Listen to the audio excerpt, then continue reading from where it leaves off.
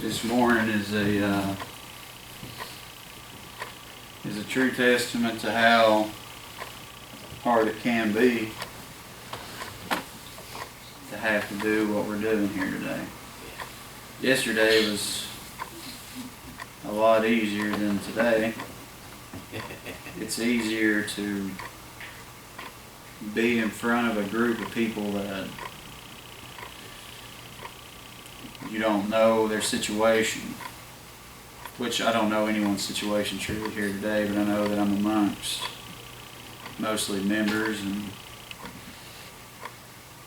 Christian people this morning, so it makes it's easier to preach redemption and to preach those kind of things, because really ultimately that seems to be a subject that I know a little bit more about, because I spent a whole lot of my life, majority of my life, needing that very thing. And there's still a need today, but today is really again a testament to your life and what you're leaving behind. The saints of God, their stories and their life and the things that they've done, the seeds they planted, those things really live on. Mm-hmm. Far beyond when you leave this world. There might be a time not too long down the road where this church may be full. I hope it is. Yep. And all that we're going to be left with, other than the Bible, is stories of a Sunday morning when it was really hot outside, and one brother's in Kentucky and his family, and so many people are missing. There's so much sickness, but yet we still came out this morning, and that's really important. It is. Amen. Very important. It's really important that even in the hard times, yep, you still serve Him. That's right. And in the easy times, you still serve Him. You know, I've spent a lot of time in my life preaching about people I knew who I thought were great people that I personally knew. Whether it be my grandfather, grandmother, aunts, uncles, whoever. And I've been doing this for a long time. I haven't been doing it well, but I've been trying. And you know, yesterday I thought to myself how much time really matters and how much you really have to put into things. Yeah. It took a long time for Jesus to come down here and put things in motion the way that He did. He didn't just snap His fingers. And He worked it out. He had to walk a long way. He had to perform a lot of different miracles. He had to do a lot of different things. Paul, he had to travel a long way. He took a beating the entire time. Yeah. Yep. You know, and he had to spend a long time away to try to let time kind of heal some of the wounds that he had opened. Yeah. He had to do it. And you know, that's what we have to do here today. I was preaching yesterday, and of course, you know, I'm in Kentucky, and I've got a cousin and a little brother who's there with me. And my brother, I went out to Pikeville with him the first day I was there, and you know, we got to talking, and he was talking to me about how bad everything is at home, and it don't seem like anything's really changed since I left. And he started talking about the night that my grandfather died. Yeah. And you know, and I just invited him to church one time.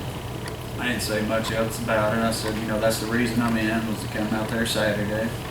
Yeah.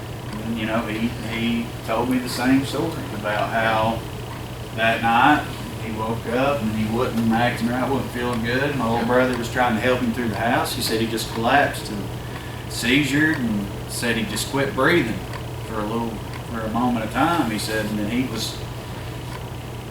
it's haunting him. It really is. Yeah. It's killing him inside. And he said he just, for a moment, came back to for just a second. He said, and I was just standing over top of him there, and when he opened his eyes, he said, I kneeled down, he just looked at me and smiled. And then he just closed his eyes, and he didn't move again, didn't breathe another breath in this world. And that bothers him. And it bothers me. Yeah. And it bothers my little cousin. He wasn't there when it happened. He was in the Army. And he was living, I think he was stationed in Texas. And when we came in for that funeral, that whole family, it was always the same drama, the same problems. And I go to a funeral. I know that I'm supposed to have a primitive brother here this morning. I was hoping he would have came. Yeah.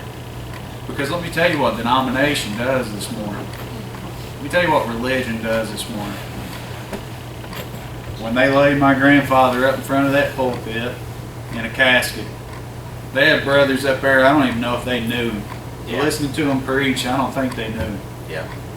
But that's who took care of his funeral. That's where he belonged to church at. And the only one of his grandchildren that was sitting out there, I wasn't allowed to do anything except sit and just almost in disgust. I probably shouldn't have been, but I was. Well, yeah. The stuff that was being preached, I didn't appreciate it. I had a room full of people that I knew Yeah. needed God, and I don't know if they preached it. I don't Yeah. know what they were planning on doing, but they didn't do it. That's what denomination does It this is. morning. It Amen. separates. It just conquers the church, and it divides it completely. But you know, I've spent a long time preaching about the things he had done and how good of a man he was, how I would go everywhere with him. I'd go hunting with him all the time, and he would scale those mountains with me on his back like I was a little monkey or something, you know. I thought he was so strong and all those things, and the world it beat him down. It took him out. And you know, I talk about all the different things that he had done, and I sat there yesterday, and I was hoping that I would just get to keep my seat because it was a special meeting. There was a lot of good brothers there, but nope. It made me get up, and I preached a little bit on it. You know, and after church, my little cousin, he's been messaging me. He went to church with me last weekend. I was in Kentucky, and he messages me every day about stuff Brother Darrell had said, and you know, he is probably the most devout atheist I've ever met in my life. But you know, he's real big on politics, or he used to be.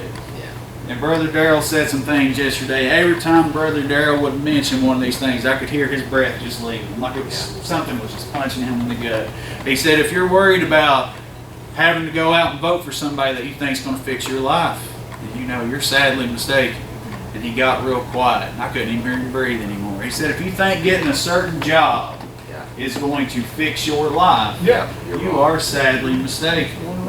And you know, I sit there and I watched him, you know, throughout church, and I thought he was maybe sleeping. He kept closing his eyes a lot. And after church, we were standing outside talking. He said, you know, did you notice I was closing my eyes a lot? And I said, yeah, I did. I thought you was just tired. He said, no. He said, you know, I sat there, and every time you guys would get up after you got done with prayer, he said, I would close my eyes, and he said, I would just ask God to forgive me. It's taken me so long. Yeah. I've given up, I don't know how many times. Yeah. But just that makes everything worth it. Amen. It makes it all worth it. That's right. If that's what it takes, if it takes time here today, then that's all I got anyway. Might as well just use it. Yeah. Because there may be a time later on down the road where Enoch or, you know, one of your grandchildren, they get to thinking about where you at today. They may not be in church. They may be at home. Or you know that, you know, maybe Tiffany will have a child later on, and they're going to hear all the stories about how she could sing people to tears. You know, it takes time here today. But I believe there is a harvest coming. And you know, if I just get one from this garden, that's fine with me. Because that's all I need here today. You know, I need to keep working and doing the things that I'm doing. I need to keep standing up and proclaiming this man, even when times are tough, even when it's a room this small. I need this place right here because I won't survive without it. I don't know how I made it as long as I did without him. But I tell you what, it was a dark and dreary time all the way up until the day that I found him. Listen, I needed a place to work out of, and I found a place to work out of. That's right. I needed strength when I was weak, and I found Very strength in a place that I didn't think I could find it. Listen, I watched yesterday. Brother Elijah got up after me, and he talked about a little baby that had pulled a coffee pot down on him. One of Morgan's friends, her little baby had pulled a coffee pot down on itself, and it burned it, and was melting the skin off of it. And they had Elijah come in and hold prayer and lay hands on that baby. And then, he said just a few days later, the doctors, they were a little bit confused because there was nothing wrong with the skin, and it was fine. They flew it out and everything. Listen, I read about these men and the things that God gave them. Not power within themselves, but power from Him to be able to lay hands on people. And then I think about the young lady coming to my office. It had nothing to do with me, but that stories that gives us a little bit of hope here today. Jesus, when He gave us this here, when He revelated the minds of those who wrote this book, it didn't stop right here. It's still living on today. Your sermon could be used 100 years from now, Brother Larry, and it could save somebody. It could steer them in the right path. Listen, but this world, it wants to do just exactly as Saul was doing. Yep. It wants to completely wipe out the very mention of Jesus, of God, of what we're doing here today. My grandparents, when I was little, I used to get aggravated with my grandfather because I always wondered who in the world named him. It's such a goofy name.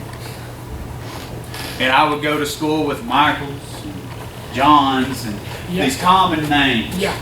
And my name, still to this day, nobody can pronounce. But I would sit and, eventually it got to the point where I wanted to read about this man, about this Hebrew. Listen, that wasn't even his original name. That was the name they had given him there. Meshach and Abednego, that wasn't their original name. They changed their names. And the Babylonian Empire there was enormous. The empires throughout history have rose and they have fell. They have rose, they have fell. Listen, and the Babylonian Empire at that time, you have King Nebuchadnezzar. You can pick up a history book and find this man. You can pick up your Bible and you can find this man. He was a conqueror, and he had quite a court there. And listen, I'm not saying that all those people loved him. I think they feared the man because he had conquered them there. He had a court of people. They didn't all speak the same language, but they knew who they had to obey. And I believe that he had so much pride, just like everybody else in this room. We've got pride, and it's hard for us to put it to the side. But Nebuchadnezzar, he takes it a little step further. Listen, and creates, has them build this image in his name, this big giant statue made of a precious metal. In my opinion, it was a waste of gold. They took it and they made this giant image, and they had made a royal decree, just like so many. Listen, this is your God now, and there's going to be, just like the churches are today, there's going to be a little ceremony. There's going to be some music played, and this is what you need to worship. This is how you need to be. Listen, and could you imagine what that sound must have been like when they started playing those trumpets, when they started playing those harps, whatever they were playing? I could imagine that it was a beautiful sound to the physical being. Listen, and you were to fall down and you were to worship that image there, brother. Listen, but those three, they didn't fall down and they didn't worship that image. And you know what? They told on them there. They went as quick as they could to Nebuchadnezzar. They're not doing it.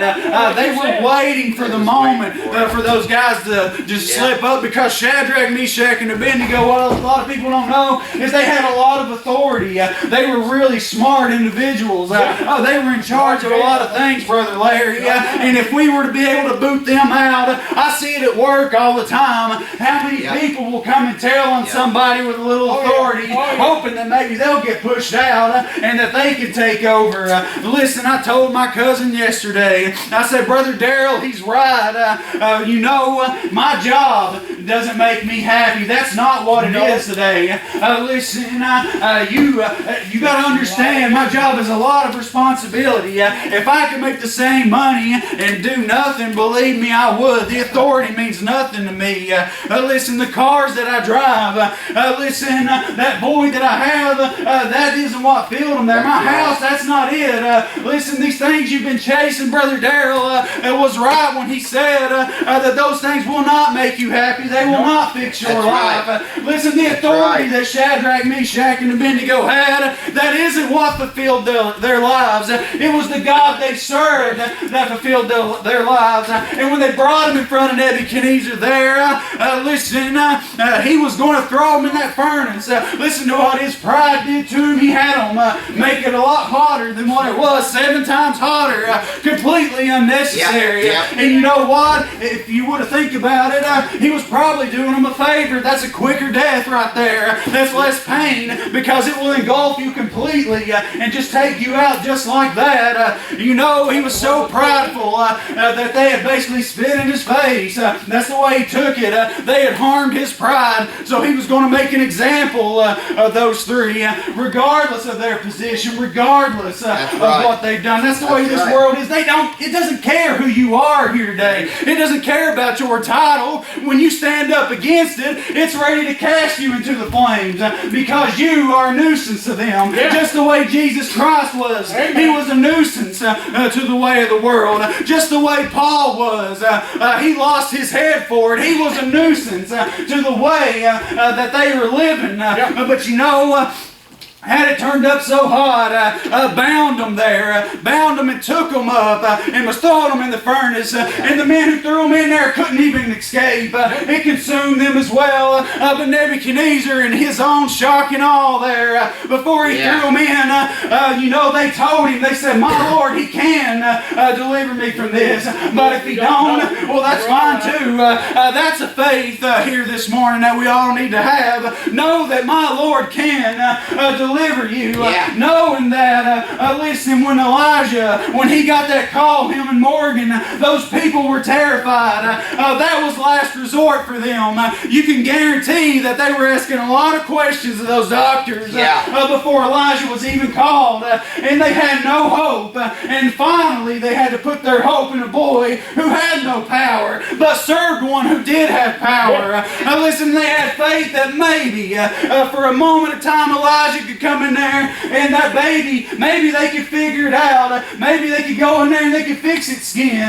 It may be disfigured, but we can live with scars. Oh my God, remove scars here today. When that girl came into my office, she didn't have to come to me. That was her last resort.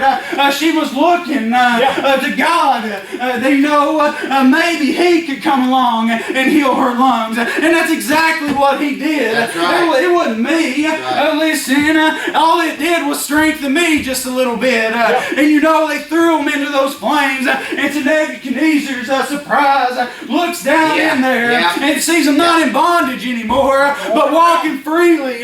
But there was somebody else in there. There was 4. Didn't we throw 3 in there? There's 4 in there here today. And he said that one resembles the Son of Man. How he knew that, I still don't know. I don't get it. But he told them to come out. And when they came out, they were unharmed. There was not a hair on their body singed. They didn't even smell the smoke. Listen, that's the God I serve today. Because this world throws me into the fire all the time. But when I've got God, listen, I come out and I'm unharmed. There's not a smell of smoke on me. Not a hair on my head has been singed. That is the God I serve today. And that is the God that we need to tell these people about. That is the God that saved that Shadrach before I was even thought of. Well, I'm sure I was thought of, but not physically. And if I could trace my lineage back, think about it, about the time of Jesus, roughly 2,000 years ago, that's very traceable. That's 20 to 30 people ago. That's not that long. No. How quick time is going. And that's all we have. Yeah. Yep. That's How right. much time are we wasting here today? You know, I told my cousin yesterday, and you know, he's heard me talk about it before. I'm talking about a God. This boy has been disappointed his entire life. You think Yeah. my life's been rough?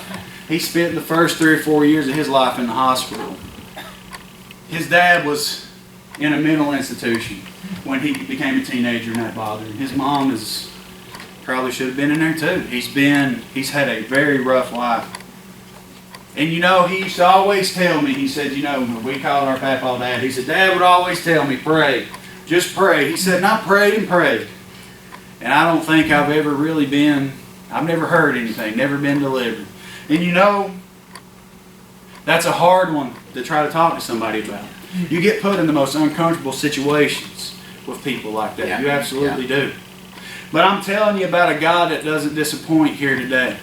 You know, when we began to talk, and I said, Jeffrey, you know that I didn't have a dad the entire time. You had one for a little bit. Yeah. And you know, maybe he was wrongfully put away, I don't know. And I know that it bothered you, and you don't have him anymore. But let me tell you, you know, he's saying, well, I don't think he was right. Well, if he wasn't right, that don't mean that you don't have to be right. Listen, because there's other people in this world that you're going to need to touch. You may have a family one day. And just like Brother Darrell was preaching yesterday, when that time comes, I'm not looking back for Brother Chris and Brother Larry. I'm not looking for Sister Carol. I'm not looking for any of you. I'm looking for that man who came and found me a long time ago.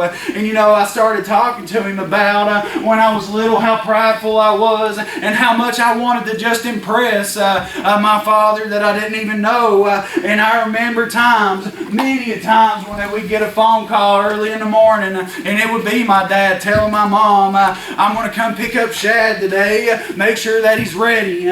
And when I would hear that, listen, I would try to gather all the things that I thought were awesome. I would get my little backpack and I'd fill it with my favorite toys, my favorite foods, all the things that I thought would impress somebody. Listen, and I would sit on that couch with a backpack that weighed more than me. Listen, I would fill it completely up and sit there and wait from morning to night. Listen, I don't think I got up unless I went to the bathroom. And you know, and I would fall asleep with a backpack on my back, and completely disappointed every single time. Let me tell you here today, I'm talking about a man who doesn't disappoint. That's right. And you know, when that time comes and he splits those skies open, he's not going to say, Shad, where's your backpack? He's not going to say, what you got to offer me? Because this is all that he needed. The people in this world, they're going to disappoint you. They're not going to worry about your feelings. It's always going to be a me first kind of thing. But if you want to be the Christ-like here today, if you want to serve this man, listen, you're going to worry about more than just yourself today. If you are a child of God, listen, it's going to take more than your possessions here today. I'm not driving my car to heaven.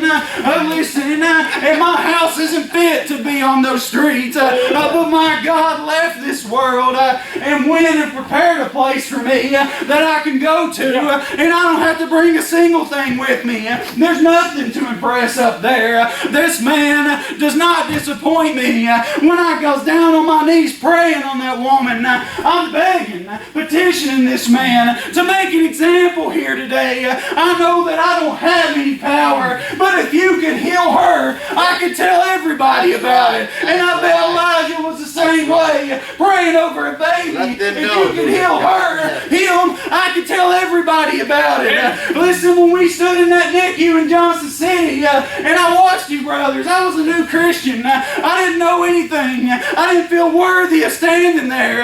But I watched John and your brother stand there, putting your hands on her, and me thinking to myself, I looked around the room, and I see nurses and doctors everywhere, thinking to myself, I wonder how many of them believe what we believe. And I wonder if maybe that this thing they're doing here will heal this baby, and maybe it'll convert one of them. And I see nurses start to tear up and go hide behind the wall because they were ashamed of their own tears. Listen, but look at it now. We can tell people that my God is real and He performs miracles.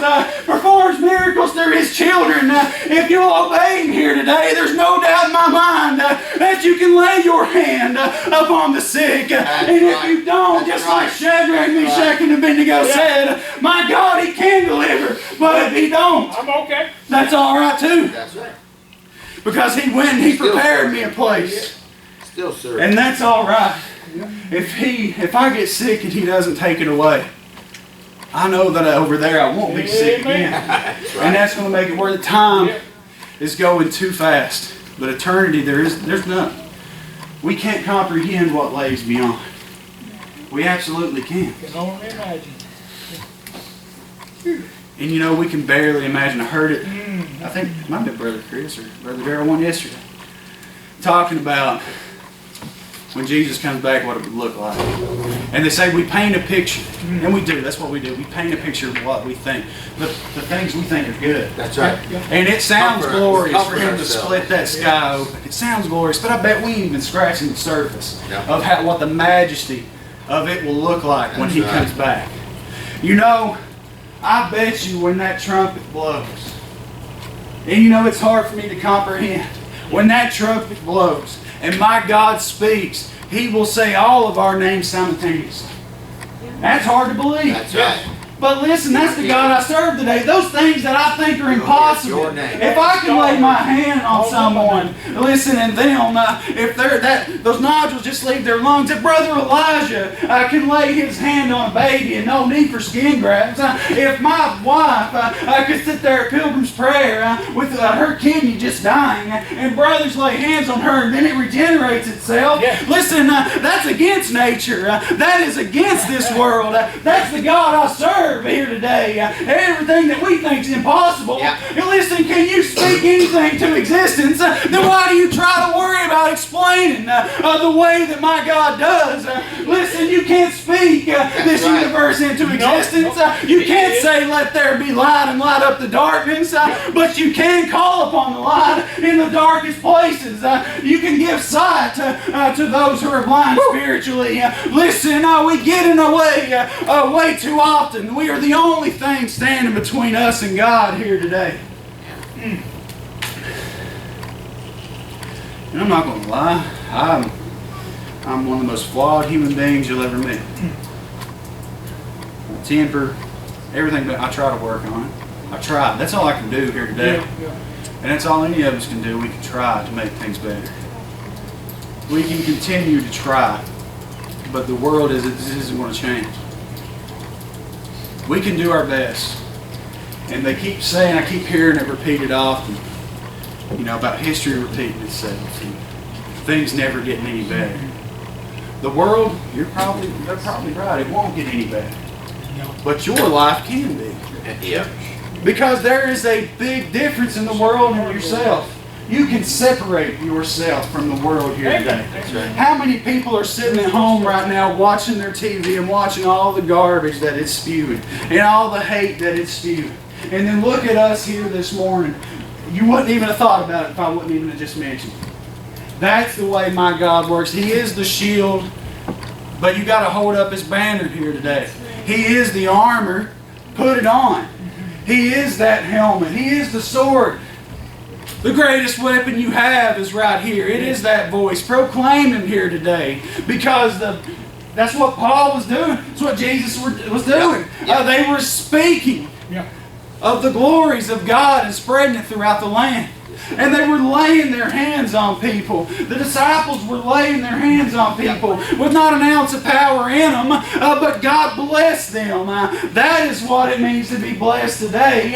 When God reaches down for a moment of time and takes somebody unworthy to even speak His name and works through them here today. That is what being blessed is. And you'll feel it all over you here today. I'm hoping that I get a call hear sometime from my little cousin just saying, I feel like the Lord is saving me. Yeah. He asked me, he said, when do you know? How do you know? He said, I asked 100 times in that meeting. I said, Jeffrey, you're going to know.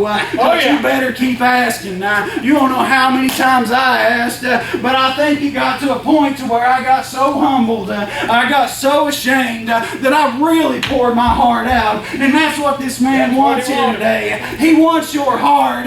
You don't need that backpack. You don't need those toys. You don't need that food. Listen, Brother Larry's told you about a table that you can't see either end. Listen, and I'm telling you, I believe that when we get to that land, just like you said, Brother Larry, that this man will serve us. Listen, have you ever been served in this world before? I don't know how many times I've been brought the wrong food. Listen, I've been delivered the wrong things. No, this is a man who does not disappoint you here today. Listen, if you ask, I believe if you really need it, that he'll give it to you. And it may not be the way you're asking, but when you get it, it's going to be a lot better. It's going to be a lot better. Yep. And just like I was telling them yesterday, I wouldn't go back and change my life for anything. I could go back and change it to do this up here sooner. Yep. Yes. That's right. And I'll tell this same thing I told yesterday, and I'll get out of the way. It's having the song. Close it out. We need workers in this church because we need to reach out to those. I may not make it home today. I may get coronavirus.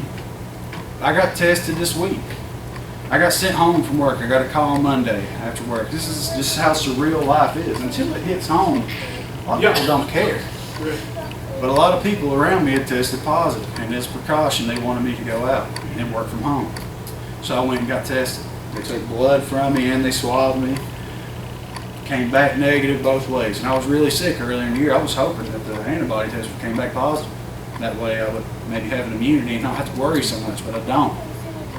And then tomorrow night I'll go to work and I'll have to go out and I'll have to do this again. And my phone has been blowing up. It's been blowing up since I've been here of my employees asking, when are you coming back? There's people that depend on me out here. There is. And I have a message for all of them. But I have to get back out into this world.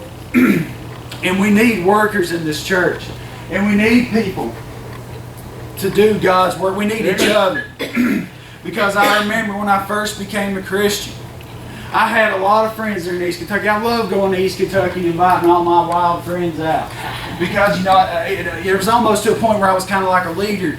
I was always arranging parties and doing stupid things. I was always making sure all the tires and all the wood was brought up on top of the mountain and all the alcohol and all that stuff. Listen, I had everything mapped out. I was better at that than I am a lot of things. I can organize those kind of things. I can organize sin better than anybody else, I do believe. And you know, I was sitting in Shelby Valley parking lot there. That's where we would meet all the time before we'd go up on those mountains and party. And you know, I had a really good friend of mine. His name was Isaac Sanders. Isaac was a great young man. He really was. Just like me though, just completely misguided and consumed in the world. And we were sitting in his car. We were the first ones there before everybody started piling in. You know, and he looked at me, and we were doing things at that time we shouldn't have been doing, getting ourselves ready to go up on that mountain. And he said, you know, when do you think we're going to grow up? When do you think we're going to stop these things? Because it seems like a lot of people do. And I told him, I said, Isaac, I don't care. I don't care about when or how. All I know is that right now in this very moment, I'm having the time of my life. Right now, this very moment, I own this world. And you know what? We're going to go up here and we're going to forget about it here in a few minutes anyway. Listen, I know it was burdening him. It was probably burdening him, and that hurts me the most, knowing that it was probably burdening one of my best friends way before it was me. And you know, I don't deserve to be up here today. I deserve to be where he's at, because I came home right after being a new Christian. Come home and my wife's sitting on the front porch and she tells tells me that Isaac just went a little bit too hard in London, Kentucky the night before, and he didn't wake up this morning. He had a concoction and stuff in him that just gave him an aneurysm, and he just did not wake up. And you know, that broke my heart in two, because that's the first thing I thought about, was sitting in that car with this boy and him petitioning me, what do you think it's going to take? What do you think it's going to take? And I went to his funeral, and they had closed the casket there and had little Sharpies on top, and all of us were going around signing it. And I waited because I was still pretty proud. I didn't want nobody to see me with a broken heart. And I met all my friends outside, and they were already arranging a party. And I told them I didn't want any part of. They had everything ready. We're going to go drink something for Isaac, they said. We're going to go smoke some for Isaac, they said. And you know, I just wanted to grab each and every one of them and shake them, because that's the reason he's laying there. And it was killing me. And I went and I stood over that casket, and I could not help myself anymore. Just like the day that I found my God, it got to the point where I just couldn't hold it in anymore. And I looked down at that casket there, and I signed my name. And I'm telling you, the Sharpie wasn't dry yet, because my tears were falling on that casket and just splattering that Sharpie everywhere.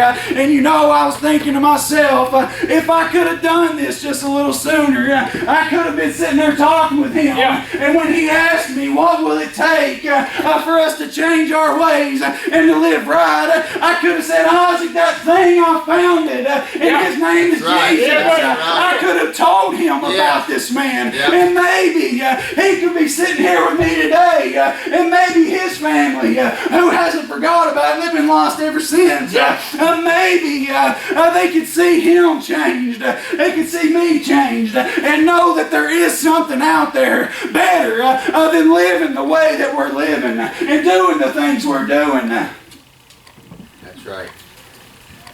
And now I'll have to live with that for the rest of my life. I think about Brother Robert, hope. He, you know, just like the rest of the world. You need to reach out, don't you? Just bad taste in his mouth. Raised pagan his whole life, and I've seen it. I've seen the want to change in him. He came up here and sat right beside me. You know, and that was a great moment in my life. A pagan was sitting right back there, right in front of that kitchen. Got up, came and sat beside me in the middle of church and said, I need you to pray for me. I need to do something. He was shaking. I could feel it all over him, and it was such a good thing. That's what I'm looking for here today. That's right. When Jesus came to those first disciples, what kind of voice this man must have had. I can't convince you just right now. It would take me a while to convince you to follow me and do things that I want. Listen, Jesus came to these men and said, follow me, and I will make you fishers of men. And they followed him right there. What kind of a voice did this man have? I know what kind of voice he had, because I laid on my face and cried out to him. And he spoke to me right there. I didn't hear it right here. I felt it in my spirit. I felt it right here. These ears heard him. And you know what? It was the most beautiful sound I've ever heard. And I want everybody to hear that sound.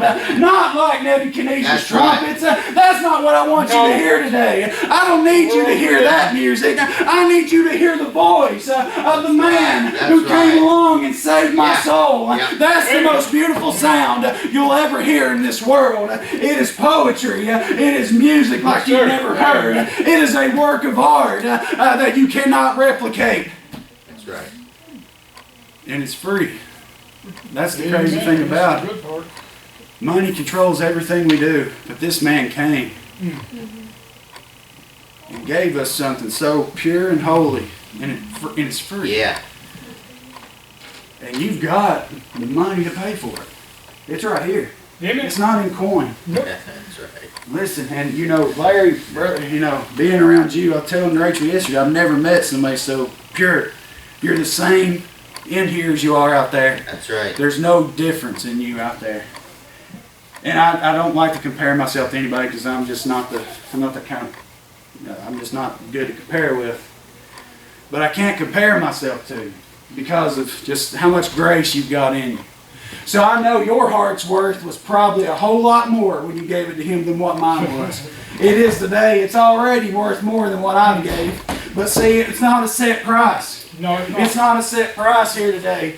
You gave him a whole lot more, but I got some time left, brother. And as long as I got time, I'm going to keep trying to give him what you've given him. And you know what, Brother Larry, it's not going to be long, brother. They're going to be preaching both of us here. They're going to be preaching Brother Chris. I heard them talk about a grandfather yesterday of theirs that they never met, and I've never met, but they had a whole lot to tell a whole lot of people about. And I seen tears all through that room. I didn't know that man, but my cousin and my brother got to hear about a man they'll never see, that they'll probably never hear about again. But I know it touched their heart.